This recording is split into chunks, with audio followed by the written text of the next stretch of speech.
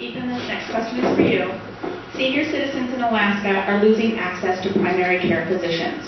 If elected, what will you do to improve reimbursement rates of Medicare and lessen the red tape burden in order to encourage more doctors to accept Medicare?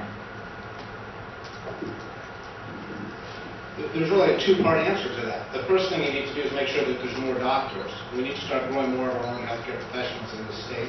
We expanded the medical program we have here, but I think Alaska needs to look long and hard about creating a medical school here so that we can have more doctors. We have a graying doctor population. There's anything wrong with wisdom that comes from the age of doctors, but we're losing doctors. We need more doctors. But we also need to make sure that we have solutions so that doctors don't lose money every time they take a Medicare patient.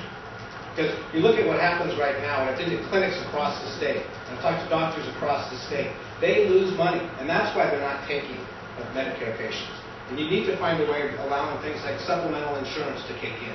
You need to find a way to make sure that perhaps we can allow for veterans to be treated inside some of our clinics here so that they aren't shipped outside when they could have treatment here at home.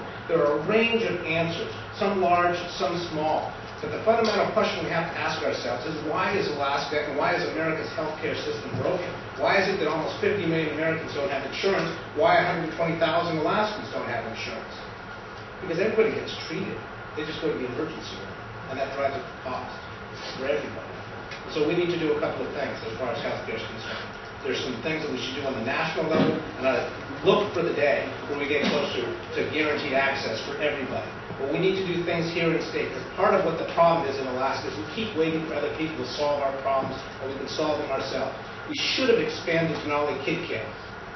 That was an easy thing to do. It is within the state's power, and we should do it. We need to make sure that there's more wellness and prevention programs available. And we need to make sure that small businesses can pool together, and that small businesses can also buy, and individual Alaskans can buy insurance over state lines. If you think competition helps drive down the cost, then let us compete. Government has to take away the barriers to the bargaining power of individuals. And if that happens, we can bring down the cost and we can make healthcare more affordable for all Alaskans.